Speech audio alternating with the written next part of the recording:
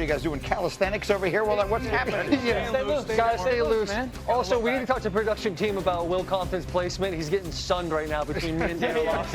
I don't mean to do this. You look every bit of 5'11". Point that out. Let the internet point that out. Well, I'm going to stay over here. Look at him on should I be the one who says maybe we should just put Hawk over there? You go over there. Y'all switch. No, you go over here. I mean, I'll drive you. Now you're studying Greeny. Honestly, there's not much change. Yeah. It kind of looks the same. You could have played ball. You could have played linebacker. I like almost standing 10 next to years. Will because I broke his tackles when we played against him. Who won that game? Will, I don't remember. Let's dive into week number 2. Adam Schefter is here as well. Let's set the scene. We have huge questions to be answered leading into week 2. Kansas City, a showdown Super Bowl rematch with Philadelphia. Will they have Xavier Worthy? Shefty. First of all, Rashee Rice is serving a 6-game suspension. So no Rice, it looks like no Worthy, and it looks like Patrick Mahomes will have to find other places to find that big play explosiveness that Worthy brings. All right, we have another huge injury that seemed to pop up out of nowhere. Brock Purdy, San Francisco, how long are they going to be without him? Kyle Shanahan said yesterday it's a long shot he'll play Sunday, which is code for he's not playing. And Kyle Shanahan said it'll be multiple weeks. So they'll probably be without him this week and next week, and then they'll evaluate to see how he's coming along from a shoulder injury and a toe injury. But it looks like Mac Jones will be starting Sunday at New Orleans, Greeny. That's a crazy story. And then finally, we get the game tonight that we're all looking forward to. Micah Parsons against Jayden Daniels. How much should we expect to see that man on the field? He's in Green Bay. They don't want to rush it. It's hard to imagine he'd play less than 29 plays, though the Commanders head coach Dan Quinn, who coached Parsons in Dallas, thinks it's a short week and the Packers should probably rest Parsons, though I think the Packers disagree. I mean, it's a good way to look at it, but obviously it's been sort of a party with the Packers, right? A Packers-Parsons party. But if there's anyone who's always happy to be the party pooper, it's Chris Mad Dog Russo. Listen to what he said about this yesterday on First Take. You guys are making Micah Parsons out to be Lawrence Taylor. He played 30 snaps.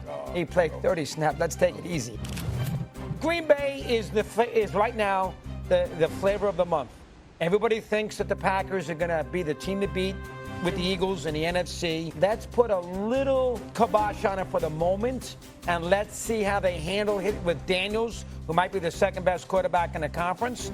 Let's see how they handle it when he goes there on Thursday night.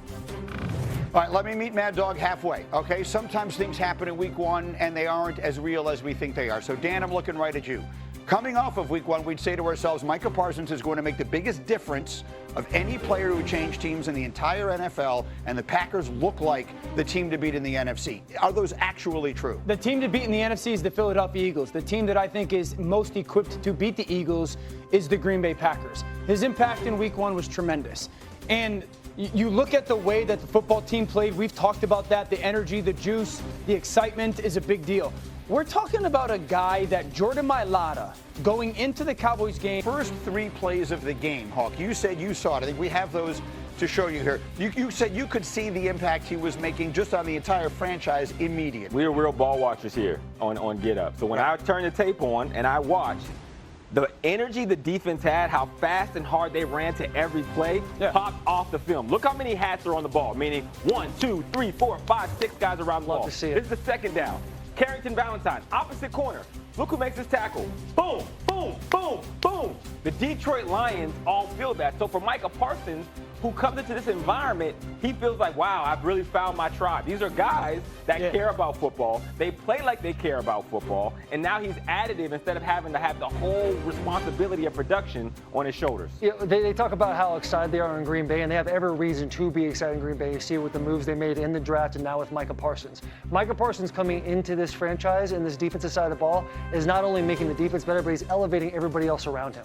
So a guy like Rashawn Gary, who's sitting there on the opposite side, not getting as much attention, will have a lot more one-on-one blocks. There's going to be a lot more production for everybody else around him. Here's what I find myself thinking, Will.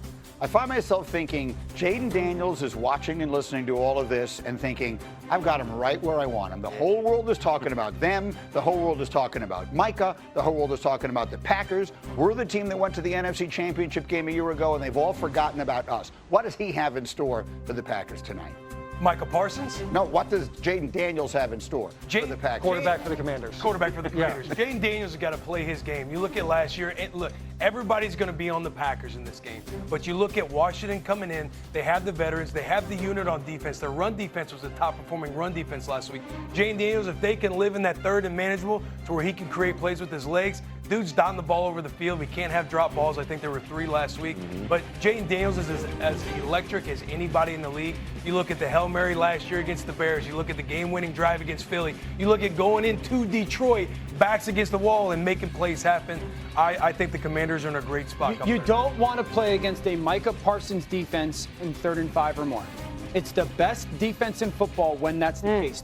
The 2 things to pay attention to tonight when Washington has the ball at Green Bay on defense. No huddle for Washington's offense. It's what they do best, and they do it more than anybody. You're going to try to tire Micah Parsons out. He's still around, he's gassed, and it's like, oh my gosh, and then we crease him. And so that's what's to watch tonight. How defensively he and the Packers handled the no huddle, and then how much their eyes are obsessed on Jayden Daniels and Deebo Samuel. And does that free some stuff up for other people? I think a lot of things, people are revolving a lot of conversation around how many snaps Micah Parsons is going to have. It's like, how many snaps can we make count for Micah Parsons? Because we know Matt LaFleur, friend of the show, he's probably watching right now, getting a kick out of all the smile on his face. He's taking notes. He knows Dan Orlovsky knows his stuff. Yeah. So he's going to say, okay, let's put Micah Parsons in a position to be effective when we get him in 3rd and 5. Right. So having more snaps is not necessarily more important. It's how can we make Micah Parsons the most efficient we possibly can. He might not be on the field a ton on first downs, 2nd downs. Yeah, why not? Because you might get gassed by 3rd down and then he's off. Well, there's a guy who didn't have a training camp, had basically been playing football for 10 days, and now he's got 2 games in 5 days. Yeah. So I'm really not sure what to expect on that front. But I am fascinated by watching Daniels in this spot. We could put the picks up on the screen here. We only have 1 Commander helmet, is what I was told ahead of time, and it belongs to Will. Very quickly, what do you see, though, from Jayden Daniels tonight? I mean, I think Jayden Daniels gives the Packers a run for their money. I like the Packers, obviously, from the graphic, but at the same time, when you watch them in week 1, they had trouble getting down the field. Jayden Daniels is the best short to intermediate thrower in the league, but it takes him a while, a couple games, to start connecting down the field. And he had the same issue last year as a rookie. Why do you like the Commanders tonight on the road, Will? Because I love the city. I love Washington. Okay, that's where I cut my teeth in this league. If it's going to be week 2 of me on Get Up ESPN and I'm picking the Washington Commanders or the Green Bay Packers, I'm a loyal dog. I love where the Commanders are at right now. Keep talking about the Green Bay Packers. Because I'm telling you, Washington's coming this Thursday. Dan looks like a president with his bodyguard.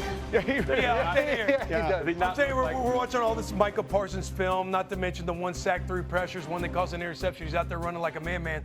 Skeletor over here would be in absolute panic mode. Micah Parsons chasing him down. There was really no need You'd be for the that. only linebacker in the league that could have crazy shot. We're not trying to be friends Just here, grab Will. this conversation. How do I just? Yeah, but how about Dan's body? I keep looking at the screen and look at it. Skeletor, because I'm in shape. I knew this moment would come where I would lose control of the proceedings, and it has arrived. Dan, come over here. Let's play a game of more or less. It's brought to you by ESPN Sportsbook. These are all for Dan. Dan, Jordan Love tonight, 1.5 touchdown passes. You go more or less? I'm going to say more. Washington defensively wants to play man coverage. Jordan Love going to throw the football down the field in their play action game.